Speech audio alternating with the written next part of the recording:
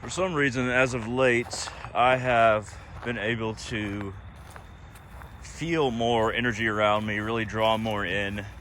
As I'm transforming, it seems to be easier and easier to really read an area and to draw upon that area's reservoir of energy, or whatever energy it's producing or putting out, or just naturally exists there. Sometimes you gain skills over time without really trying to gain them.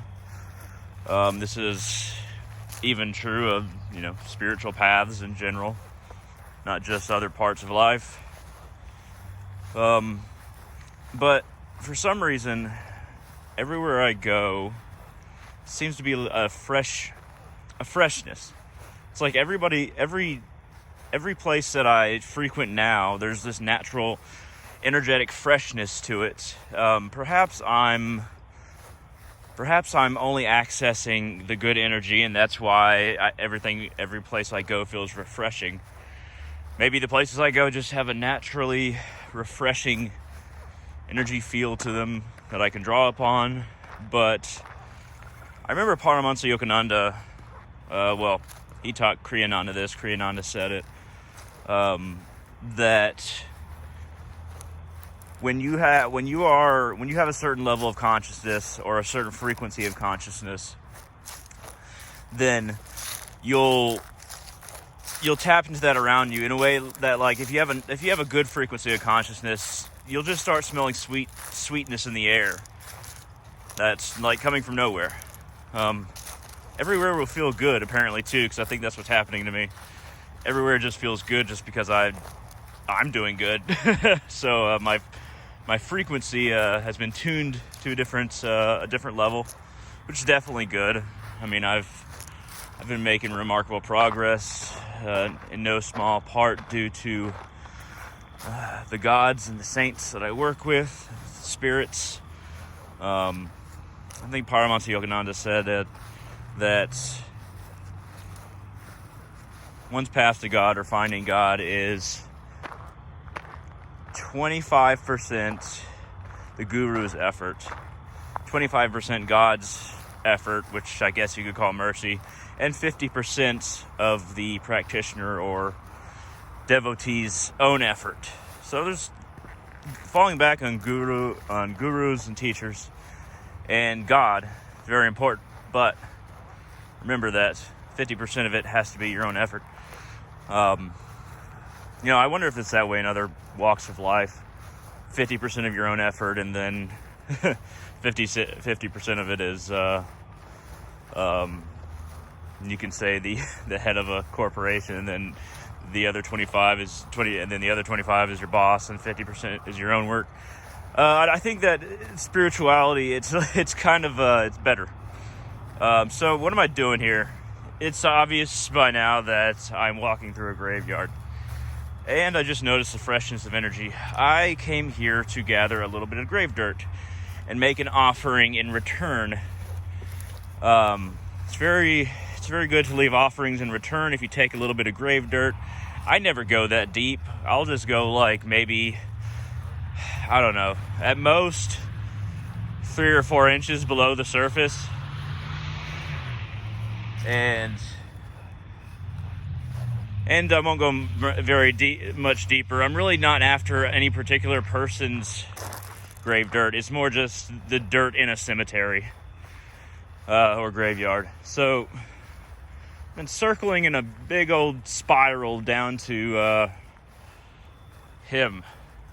this family.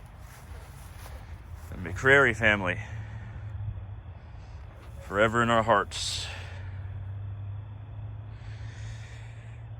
See here, 11/20/86 15. Oh, can't be right.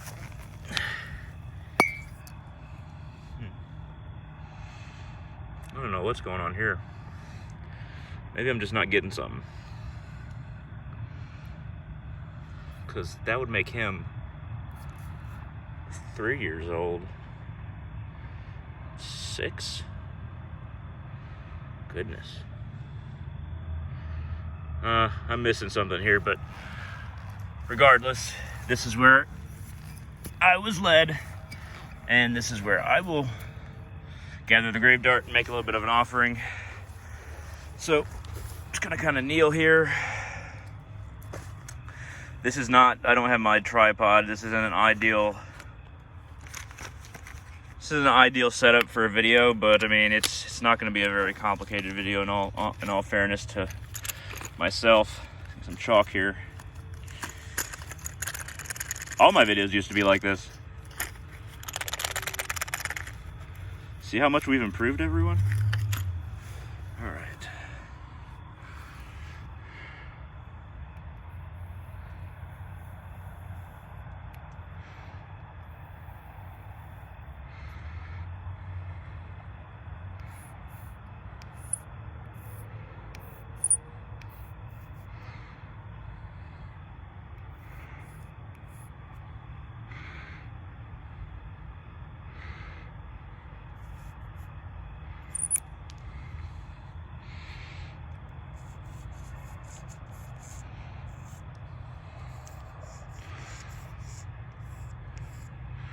Ansus Laguz.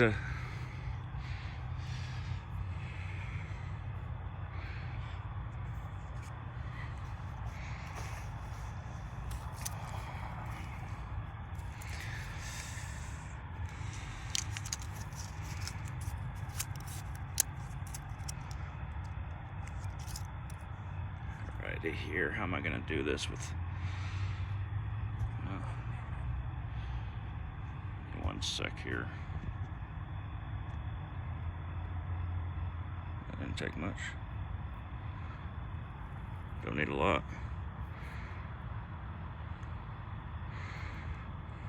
Spirits,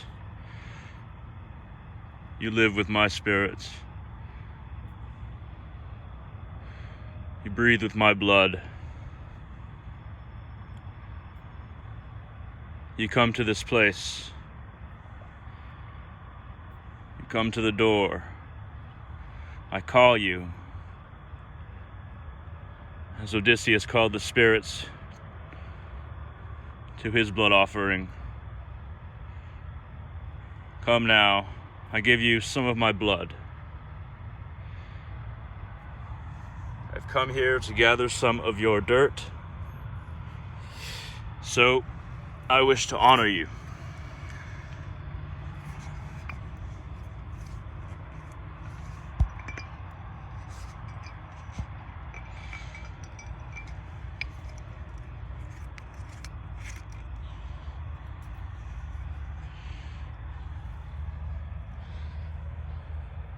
Drink of this libation, spirits. Drink and feel the humanity in you once more.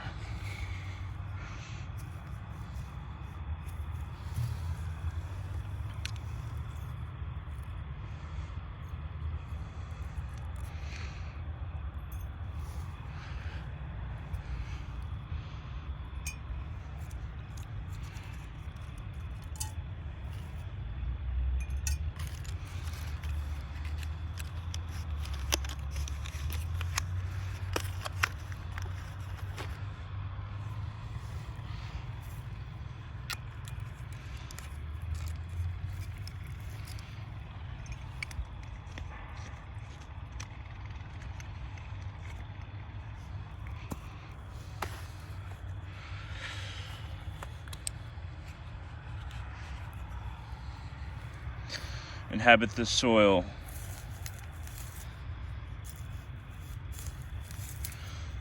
Come with me. Send a little bit of yourself with me.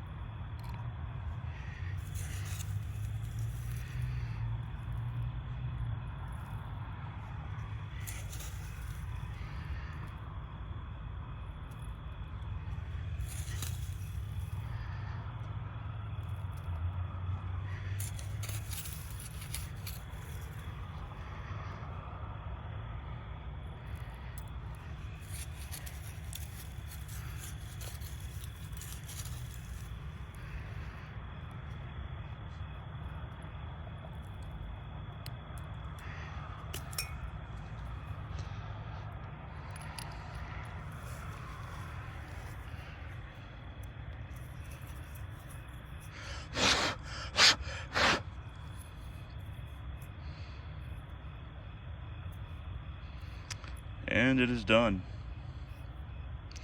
This will be on my shrine shortly. Well, on my altar / shrine. I believe I'll work with this tonight. Alright everyone, before I create this Talisman of Protection, let me show you what setup I have here. Lo, of the Toit de Danann, I call upon you to aid me in the skill of making this talisman. I dedicate these flames to you, and I ask that you aid me in my magic this night. Lo, of the Toit de Danann. Hey you, hey you, hey you. Alright everyone, so what we have here is a number of things I'm going to use to create this protection talisman. Now, noticing the size of this stone, which is lapis lazuli, I'm going to have to probably break this into 2 parts because it's not going to fit in this bottle. I have here, I'm going to add some mustard seed, which according to Lisa's creations, it personifies fidelity, protection, mental powers. I'm going to add hyssop, purification, protection oriented. Black tea, used for prosperity, strength, fortitude. Valerian, love, protection, purification, sleep. And of course, my all-time favorite, frankincense, protection, exorcism, spirituality. So usually when I pick herbs to add, herbs or resins to add to a particular talisman, I usually just kind of feel them out. It's never like, oh, I need to add this or that. It's always like, it's always like this sense where I just kind of like put my hand out, scatter a bunch of herbs, and figure out which packages feel right for this particular talisman. So one thing I'm going to be doing is, of course, adding all these herbs. I'm going to be adding, honestly, you know what? I don't even have to put this stone in the bottle. I can just add it into the velvet bag that I was already going to use for it. So what I'll be adding into the velvet bag is this penny, shiny penny, and this lapis lazuli. It'll be put in the bag. It will not be in this bottle. In the bottle will be the herbs, and what I have already in the bottle, as I've explained previously, is grave dirt. And this is going to be, basically I asked, you probably already saw it just before this, but I asked the spirits to kind of come with me, and, the idea was to, can you perform a small service for me? A piece of your spirit, a piece of your life force, could you give it up to me to perform a particular purpose? And this purpose is actually, benevolent, not malevolent. So it's going to be a good use of spirit. So now, granted, I'm going to put all these herbs in there. I'm going to put a little bit of dragon's blood oil. Going to make an offering to Lu, of course, with this whiskey. And I'm going to be writing a number of protective symbols on this piece of paper, this thick piece of quality paper. And I'm going to be cutting it into segments with these scissors. And I'm going to be putting it into the vial as well. So let's go ahead and transfer into the creation process so we can make this Talisman of Protection. Hail, Lure of the Toit de Danann, I offer you this whiskey and ask that you aid me in my magical skill in creating this Talisman of Protection. Hail, Lure, hail, Lure, hail, Lure.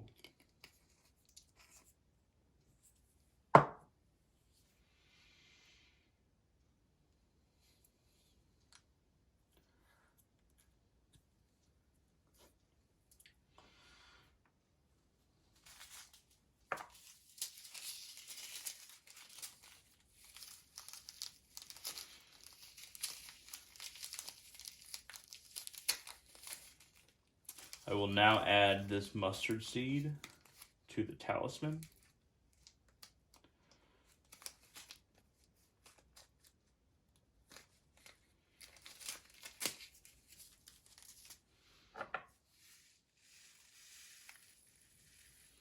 It is said that the kingdom of God is within a single mustard seed. And it is for protection and mental powers.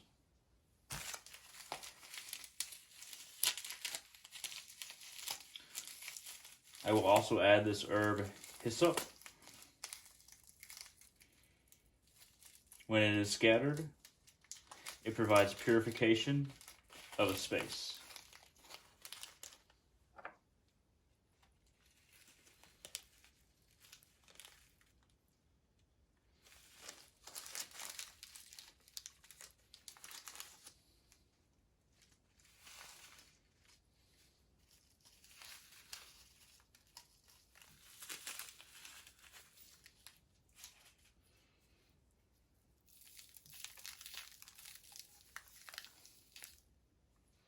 And we were able to get most of it into this vial. Add some additional pieces from here on the shrine.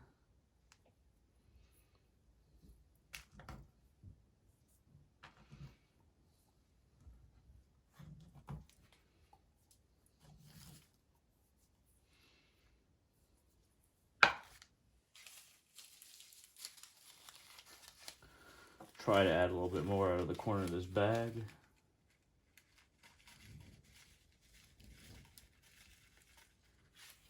Okay, that has worked as much as it could.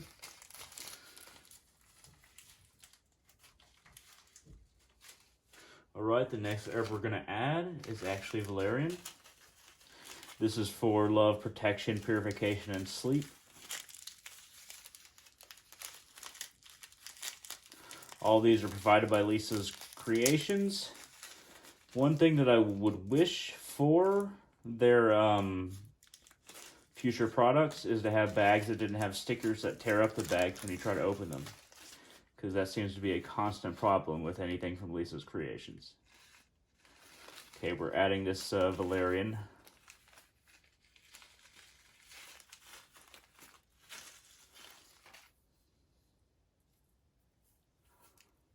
You don't need a whole lot of any one of these herbs. You just need basically a splash. Alright, the Valerian has been added.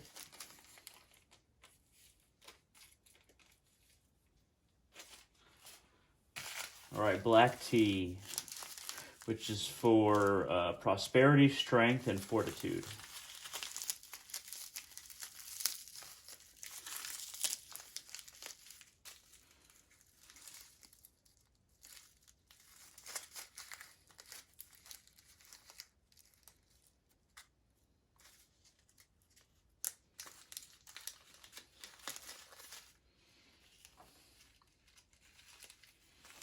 Some of this in there.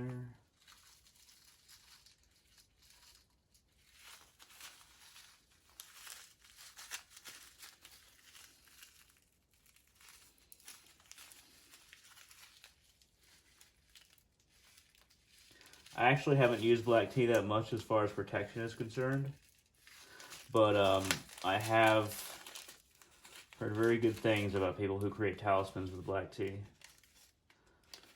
So this is going to be an interesting experiment and a manifestation in combination with all the other elements of this. Now, if you're going to be making a talisman and you're going to be dumping herbs like I'm doing right now, please try to either use a paper plate or the side of a bowl, because I'm getting this stuff everywhere. And, with the baggies, I assumed that I'd be able to pour correctly, but that was not the case. That is not the case. So, using the side of a paper plate is a good alternative if you can't pour these things into, from whatever bag you have them in, into the actual vial or a cloth of the talisman. Of course, this is frankincense resin, and it is protection, exorcism, and spirituality oriented. And I've actually used most of this, so there's only a little bit left, but all we need is a little bit for the protection talisman. And then that is done. All right, so next, our next step is going to be inscribing some of these protective symbols. So I've kind of written down a number, and I always just kind of do it by feel. Like, what should I add to this? And I like to do it on the spot a lot of the time. When I do any form of magic, it's very inspiration based. It's very fluid with whatever mood or whatever state of mind that I'm in right now. So that's exactly what I'm going to do. And, you know, right before we do that, just so I don't forget, let's put some dragon's blood oil into this protection talisman. Dragon's blood is very protective, and it's an incense and an oil that I often work with, one that I truly love. So I definitely want to include it into this protection talisman. All right, so let's do exactly what I just said. All right. Use the I am protected sigil.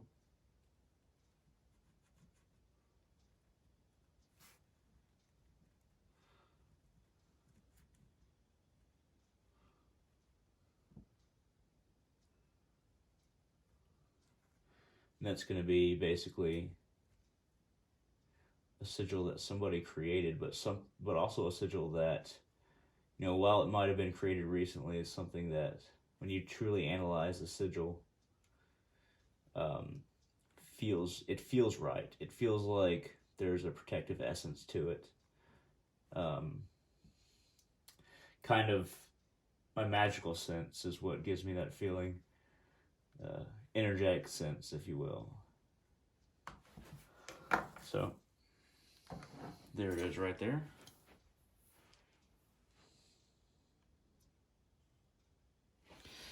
Cut that off.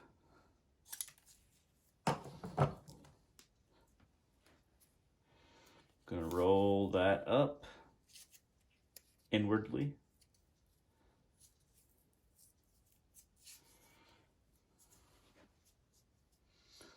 I am protected. Next one. I'm getting the feeling that I should use a solar cross. So that is exactly what we're going to use, is the solar cross.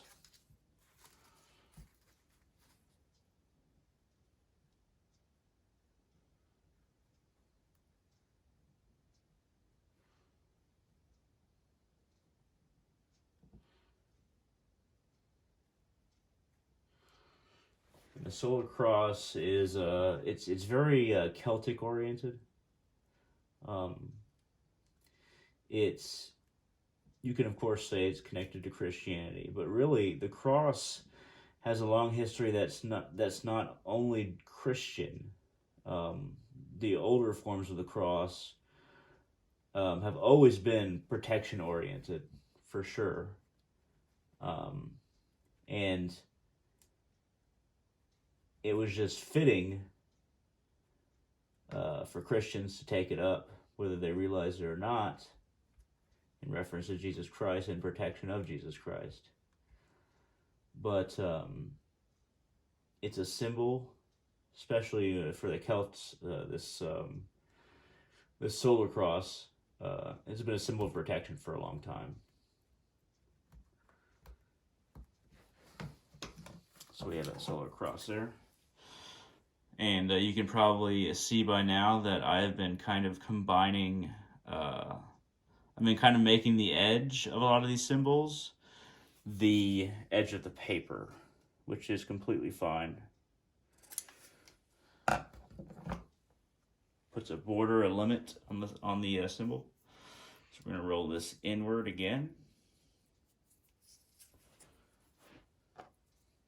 I am protected. Put that right in there. Right, we're going to do, you know what? We're going to do two more.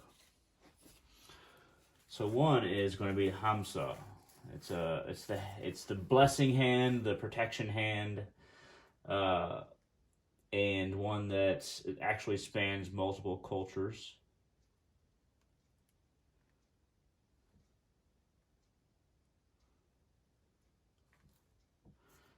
And basically, it's a hand palm out with a little bit of artistic stylization. It doesn't look like an actual hand, but the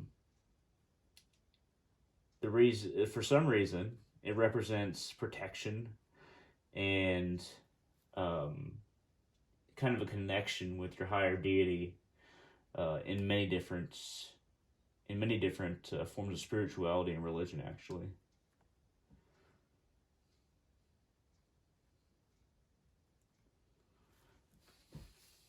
And there it is right there, Hamsa. We're going to cut that off.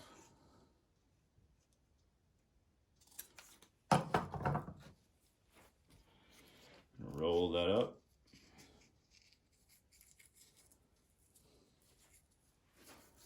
I am protected.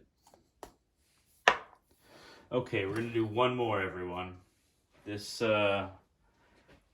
one, I've been drawn to, this whole time I've been drawn to this one runic sigil that I actually don't, it doesn't mean as much to me as some of the other symbols, but for some reason my eyes keep on going to it, so I'm going to use it. This is very much Elder Futhark rune oriented.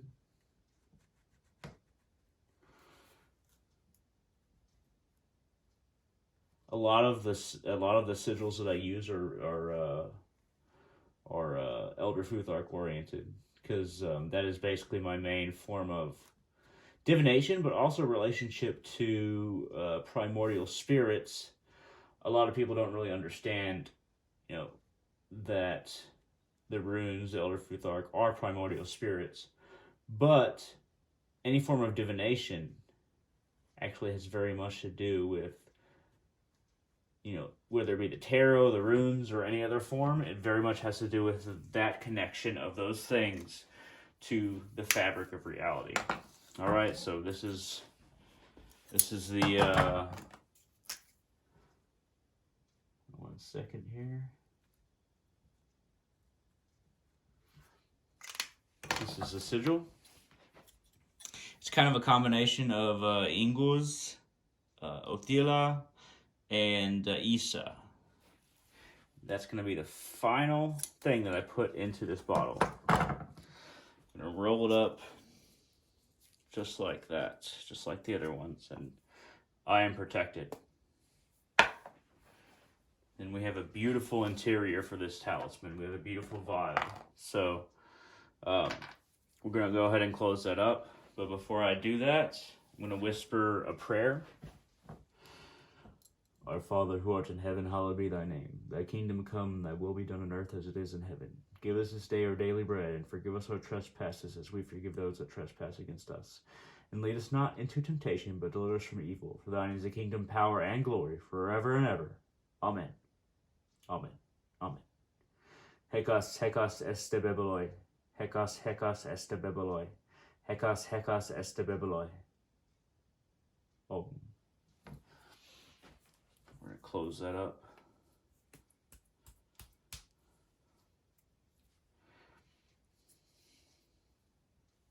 Now, the reason I have grave dirt in here is because the spirit, the life force of other human beings, at least a little bit, I'm not capturing it per se.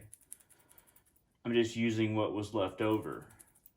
And the reason I have that grave dirt in there and that, that leftover spiritual energy is so that these symbols become bodies for that spirit that's in this grave dirt.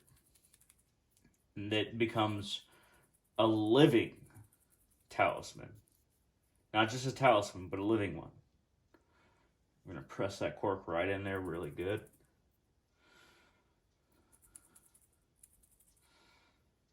And a little bit of wax.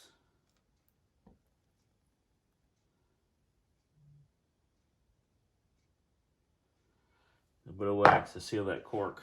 Also, your altar is going to get very messy if you do it just like I did it. So we got a little bit of wax sealing that cork in, and we're going to go ahead and place it right into this velvet bag.